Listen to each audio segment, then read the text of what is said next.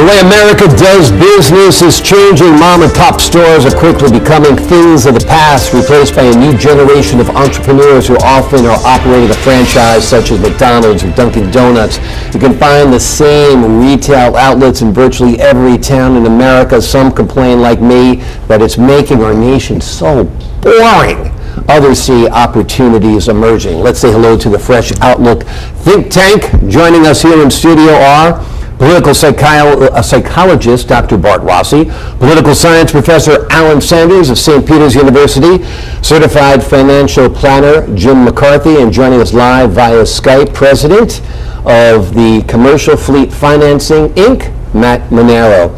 Doc, I'm going to begin with you because you say you have a little skin in this game. That you used to own a couple of or franchise for Haagen-Dazs. Yes, I was the fourth franchisee in the world for Haagen-Dazs, and my wife and I really enjoyed the experience, and I think it's a positive one. If a company has a great product and you can get into that somehow as a franchisee, even if it costs some real dollars, I think it's a good idea. It's a good way to go. You can present yourself with an excellent product to begin with, something that you know is great, and then it's up to you to run the store or run that franchisee that you have and make it successful. So I really think it's changed America in a lot of ways, and I think it's a change for the better.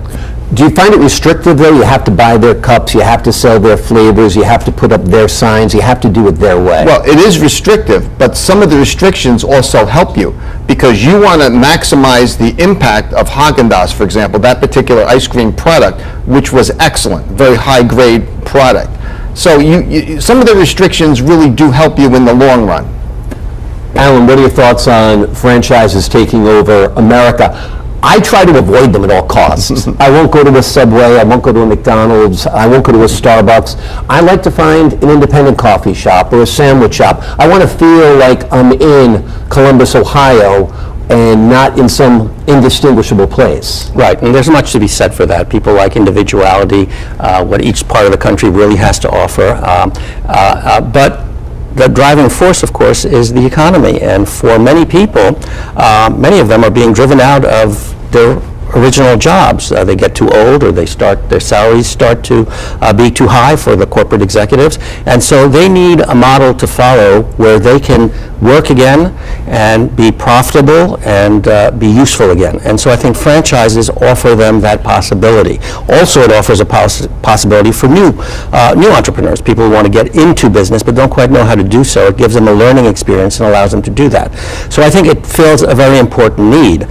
Aesthetically, or for the palate, or however you want to put it, it is problematic. Right. But I suspect that there are innovative people around the country who will find their little niche, even with all the franchises that abound. I think if you travel the smaller roads of the country as opposed to the superhighways, you will find those niches, and they do exist, and they're wonderful. I agree.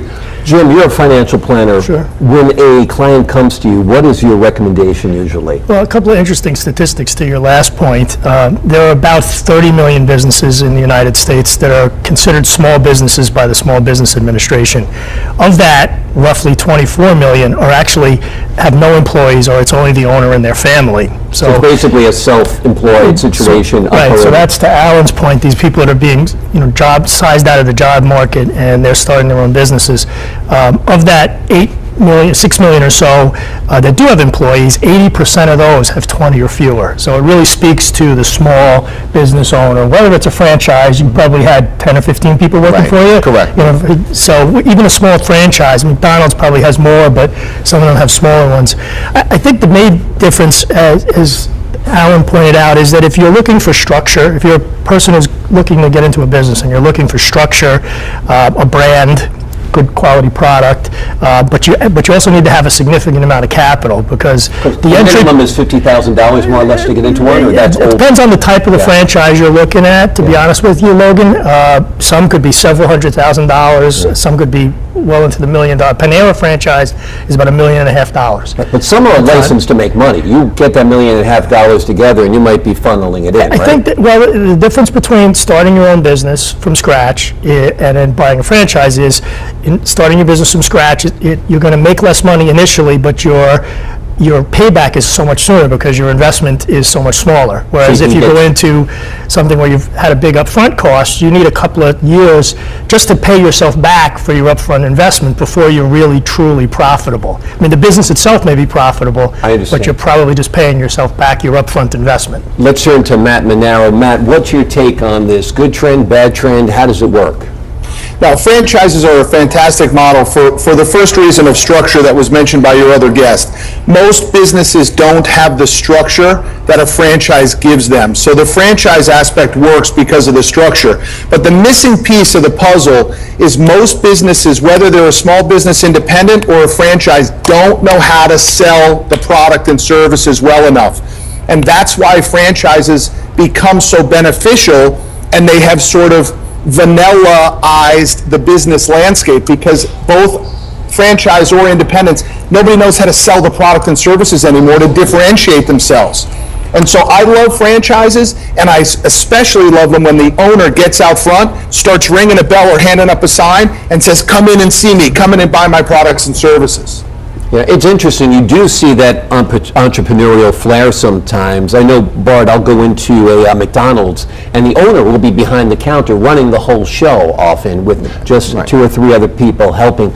Tell me about how the franchise work. Do they keep on picking your pocket the whole time? Do you have to give them X number of percent of your profits? Well, you do give a percentage, and it's also based on, for example, how much ice cream. Mine was an ice cream shop, of course, Haagen-Dazs. So the more ice cream we bought, the more we sold, and therefore the better it was for the main company. Yeah, and they're getting part of your profits, plus you're buying everything Right. from them. You're paid to represent them. Correct. They're getting paid on every end. They get paid on every end, but as just we said, the structure does work, the product is excellent, so you're going into something where you have more substance. It's not a big question mark. If you are going to work hard and really try to go at this, you're likely to be very successful. Right. One franchise that comes to mind right now that seems to be tanking is Subway. They have more restaurants than any other fast food restaurant in America, and now they're kind of embroiled in a scandal with their chief spokesperson, Jared Fogle, the guy who lost all the weight walking to Subway, apparently had some bad stuff on his computer. So that's a problem with a franchise, is you live or die by it. Haagen-Dazs ice cream was red hot in the 80s, I'm assuming, when you had one? Right, but it's still good. It's still a great product. It's still good, but I can't remember the last time I went to a Haagen-Dazs store. You know, right? one of the things that comes up, and you not so much, well, Subway you're seeing it a little bit, but in the ice cream field, for example, comparing Haagen-Dazs to Cold Stone, Haagen-Dazs' I think franchise model, they were a little bit more restrictive about how fast they grew, how many franchises they put out there.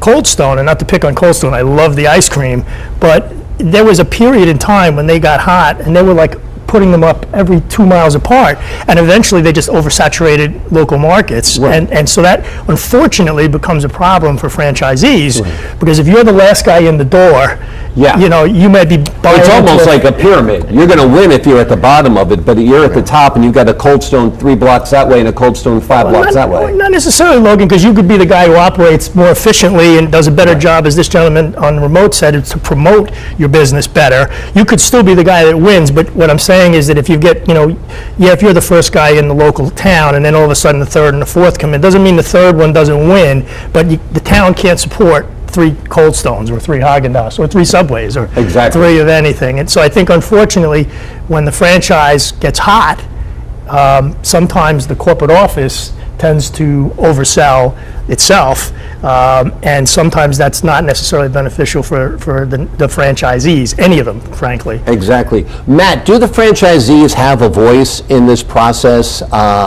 Jim's talking about overbuilding of retail outlets. I was talking before about fads coming and going. People, for example, loving Cold Stone. I remember going to Cold Stone with my kids every night when they used to sing when you walked in the door, and I haven't been to a Cold Stone in years. So, It's a big problem. I have a friend who owns a sandwich shop. It's not a Subway, it's a competitor of Subway.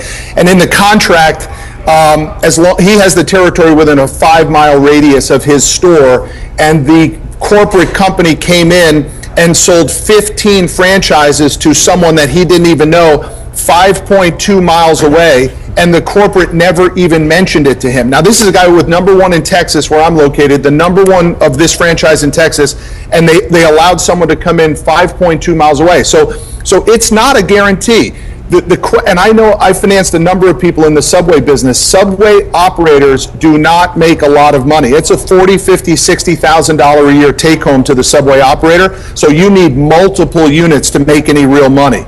So my biggest challenge with Subway, or not, let me not use Subway particularly, but the challenge with franchising is you don't necessarily control your own destiny like you do as an independent.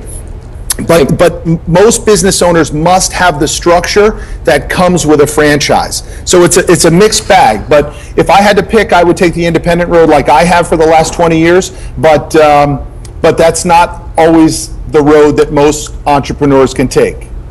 The franchise also has some other opportunities. For example, Haagen-Dazs came out with the first popsicle that you can dip in chocolate, and you can choose the type of chocolate that goes on the popsicle.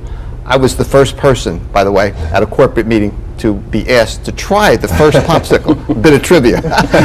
So I had fun with that. But we did sell a lot of that. So there's a new product that comes out that's part of the corporation, and then you become part of that, and therefore that helps you expand your business. Exactly, but if I'm running a mom and pop ice cream shop and I see what Haagen-Dazs is doing without the $50,000, $100,000, $150,000 investment, I can start hand dipping ice cream into chocolate myself and sell them down the block and say, guess what? These were made here. You know, you can pitch that whole mom and pop approach. Well, it's a marketing issue. I mean, a lot of people want the predictability of the franchise. They know what they're going to get, and a lot of people are attuned to habit. So if you want to be competitive with that, you have to figure out how to do it differently, but most importantly, you have to figure out how to market it and how to make it interesting and enticing to get people off the main highway, so to speak. So I think there's room, but it's all a matter of entrepreneurship. I think franchises are wonderful for all the reasons that we've discussed, but that doesn't mean that the world is going to be franchised up and down. You can use your creativity. Our America is filled with creative and people. some towns actually actively And, keep them out. right. I go up to Bar Harbor, Maine a lot. You're not allowed to have a chain And I restaurant think, or a store. I mean, aside from perhaps some First Amendment issues that might be involved here, I think that's wonderful. Variety is what Absolutely. has made America I'm great. going to get your final thoughts. Put on your thinking caps. If you were to recommend a franchise for somebody to buy right now, what do you think it would be, Jim? I'm putting you on the spot, I know. You know, I honestly couldn't pick one out. There's a Is lot. Chipotle a franchise? It is. It seems like that's red hot Yeah, right now. it is. I think a lot of it, what's more important for me as a financial planner when I work with my clients is for the client to really understand why they want to be in a business. And if they have a special product or service, then they probably want to do it on their own. They don't Right. necessarily want to get into a structured environment. Even if they don't have the systems in place, they can be built. On the other hand, if they happen to want that structure and that formation and the branding and everything else, then franchisees are great. But then you got to decide where you want to be. You know, franchises aren't all operated the same. Ice cream's different than sandwiches, different than hamburgers, different than a client of mine has a couple of Amco dealerships, Right. transmissions. So they're all a little bit different. I think it's more important to understand why you're going into business before you choose the type of business, whether it's independent or franchise. All right, thanks very much. Matt Monaro joining us here today. Thanks so much. Thank you. Art Rossi will be back. Alan Sanders, Jim McCarthy, thanks so much for your time and your thoughts as well. When we come back, it is time for our lightning round when we take a look at some of the week's stories in lightning fast fashion after this.